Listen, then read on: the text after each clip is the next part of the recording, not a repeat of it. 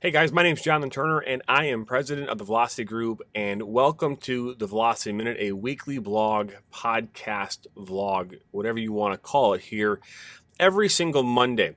And what I want to start off with by talking to you about today is kind of what this is all about, what you can expect every single week.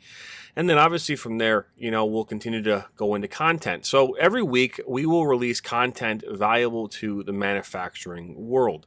And that content can be anything from, purchasing used machinery and how that looks, selling your equipment, marketing, advertising, anything relating to the marketing world or the manufacturing world. We'll go ahead and write articles and create value for you, our customers, potential customers, anyone in the manufacturing world. And all you have to do in order to access that is to follow us on Facebook, LinkedIn, Instagram, or Twitter.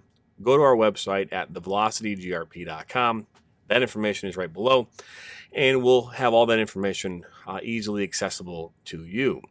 Now, so what can you expect from today's episode? So today we're going to talk about buying a machine. So, for those of you that don't know, the Velocity Group, one of our core services that we offer is helping our customers buy and sell equipment. Now, it doesn't mean just CNC machines. It could be anything that you're looking for. Right now, for example, we're helping some customers find forklifts or fork trucks. We also have customers who are in the packaging world, so we're helping them find packaging equipment. So unwind and rewind type machines for packaging, corrugated boxes, that type of stuff. We are involved in a lot of different areas of the manufacturing world. So we're not just in the CNC world, right? But today I want to talk to you about buying a machine and how this actually helps you and your company invest in your future. Now, in my experience, and this is only 7 years, so less than a decade of being in the manufacturing world, my experience in dealing with companies who are looking to buy equipment is that it's a very cumbersome process. Obviously, there's a lot going on in regards to where you search and how you find equipment. Ultimately, where you end up trying to get quotes from, who you deal with, then the process of negotiation and inspection and everywhere in between. But I don't know if you knew this or not, but the CNC manufacturing world, the actual industry, as far as purchasing used equipment, it's about a $70 billion a year industry worldwide. And it grows at about 7% every year. With that being said, when you are looking at purchasing a machine for your shop, do you actually consider that purchase an investment in your future? And what I mean by that is that, it's real easy for me to look here and say, okay, I'm going to purchase a machine, for my shop because we need to cut this part, we need to make this part, we need to do whatever we have to do to fulfill this order for our customers. But what does that look like, for 2 years from now? Is that machine that you purchase going to also allow you the ability to expand, to try new opportunities and create new opportunities in new industries?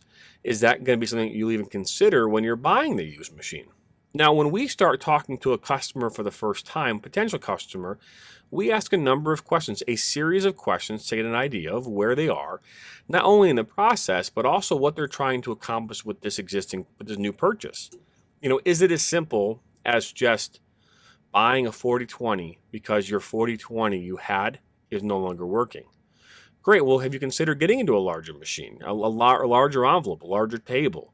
If you have a turning center, have you considered going into live tooling? Because now, especially if you're doing a lot of turning ops and then going into milling ops that are simple, why not get into a live tooling situation where now from a floor space standpoint, you don't have to have a turning center here, a mill over here, and you're moving parts around. You can do it all in one machine. But are you thinking about that when you're making these decisions?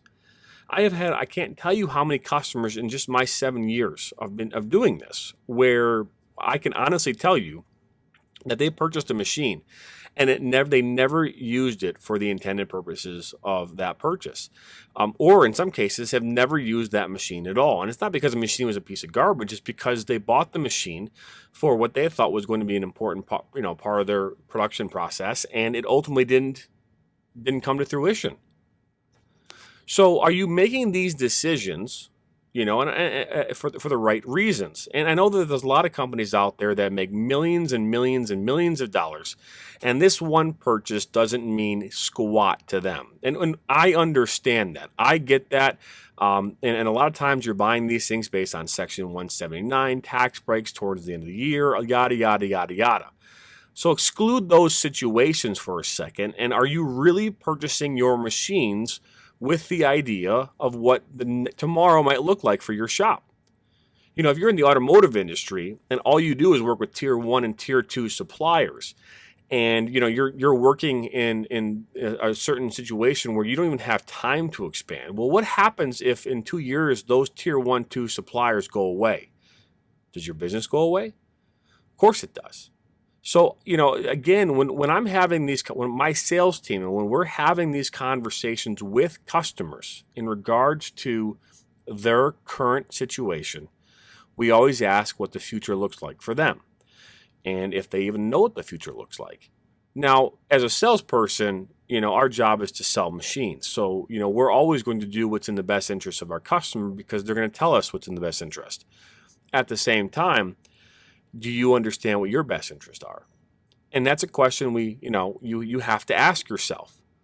We're not just your typical dealer here, ladies and gentlemen. I would love to be able to sell, millions and millions and millions of machines a year, but that's not our goal. Our goal is to help our companies that we work with, our customers, in a way that makes them think of us first when they are doing anything or any problem arises in their shop at any given time. But here's the deal.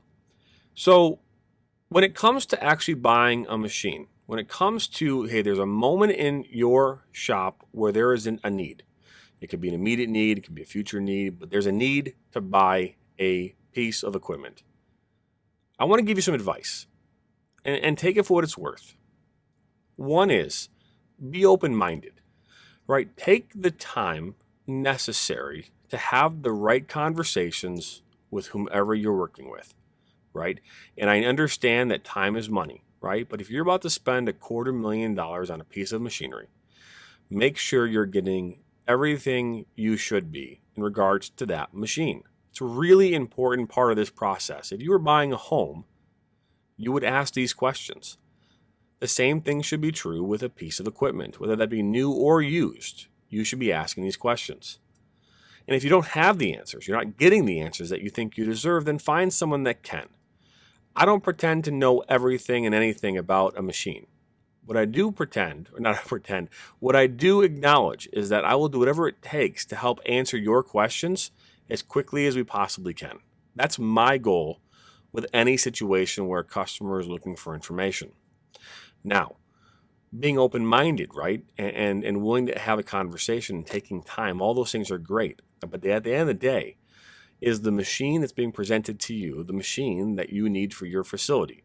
Will it, in fact, do what it's being advertised to do? Will it be able to, once it lands on your floor, be able to be installed, hooked up, ready to go?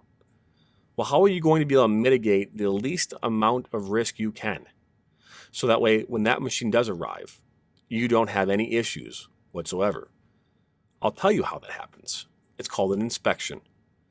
When I start talking about investing in your future, if I'm telling you that you spend $100,000 today, you spend $5,000 in rigging and shipping and getting it to your floor, an additional $3,000 to install the machine, make sure it's up and running, charge it up, get it ready to go. And when you go to hit that power button, it doesn't turn on. And you have no way of knowing what the problem is. And your repair people tell you that this machine is an anchor, a boat anchor. What did you do wrong?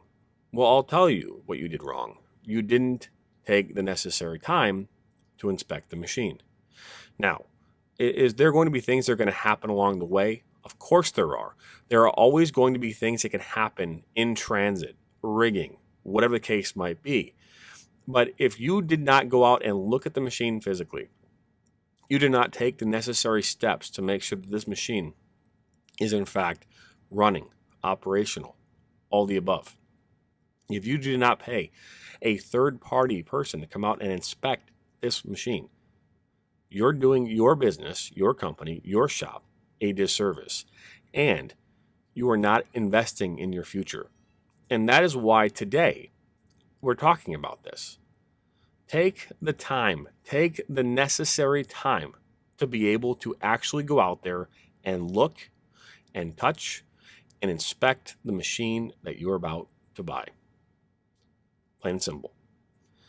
Now, the thing that I think is really important before I wrap this up today is understanding that, buying a piece of equipment is a part of the everyday shop's goals, opportunities, as part of their processes. It is just part of what you do. There are many other things that a shop owner, a plant manager, whoever's in the process of making these decisions go through on a given day, and this is just one of those things. I would encourage anyone who's looking to buy a piece of used equipment to do the research, find the right dealer, find the right broker, find someone that you can trust, and make sure you hold them accountable and make sure that they follow up and they answer your questions when you need them, and make sure they do their due diligence to help make sure that you're getting the machine and a piece of equipment that your shop deserves at the fairest price. Here at the Velocity Group, we do a lot of things to help our customers. We are not a profit-centered company. We are service-oriented, meaning that we are not looking to make as much money as we possibly can off of you. We want to obviously stay in business, but we want to be able to take care of you so you can come back and see us time and time again. So if you'd like to learn more information about how we do business here at the Velocity Group, just go ahead and click on the link here. The link is below here in this video, in our bio. And obviously, if you're on our website, just follow the links that are currently on our blog page under the Velocity Minute. My name's Jonathan Turner, and every single Monday we'll go ahead and we'll have a discussion. I will have guests on here from time to time to discuss what we're doing and how we're helping companies, and to continue to provide content and value to you, our customer and potential customers, so you have a better understanding of what the manufacturing world looks like and how we're helping manufacturers today, so that again, when they look at their tomorrow, it's a much better outlook.